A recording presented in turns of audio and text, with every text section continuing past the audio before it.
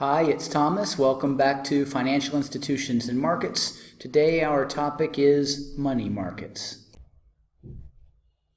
Let's begin by comparing money markets and capital markets. In simple terms, money markets are used for short-term funding, 1 year or less, and capital markets are used for long-term funding, greater than 1 year.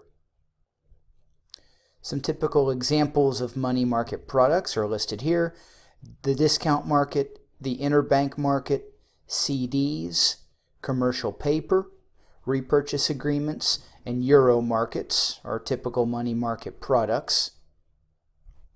And finally, we'll talk about money markets and monetary policy. How does the central bank use the money markets to communicate or to execute monetary policy? 3 uses of money markets towards monetary policy goals.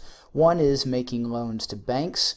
When the central bank makes loans to commercial banks, there's a direct interest rate that is set by the central bank that the commercial bank must agree to pay.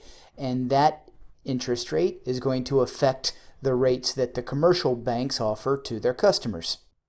In open market operations, the central bank purchases treasury bills and commercial bills, and in repurchase agreements, the central bank will purchase government bonds, which actually aren't a money market product because government bonds are long-term, but we'll group all 3 of these tools together.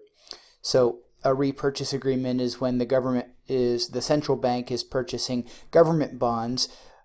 These are long-term investments. The central bank doesn't want the investment for long-term. They're simply trying to create some activity to drive interest rates in the market. So there is a repurchase agreement. The seller of the security agrees to repurchase that security back in a very short period of time, probably within a week, no more than 2 weeks, at an agreed set of repurchase terms.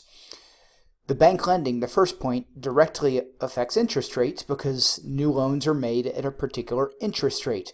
The next 2 points, the open market operations and the repurchase agreements, are the central bank's way of influencing interest rates by agreeing to certain terms for the purchase of these securities.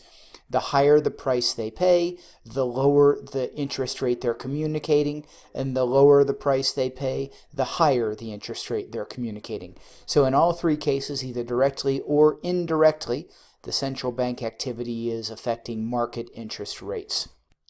So this concludes our quite brief overview of money markets.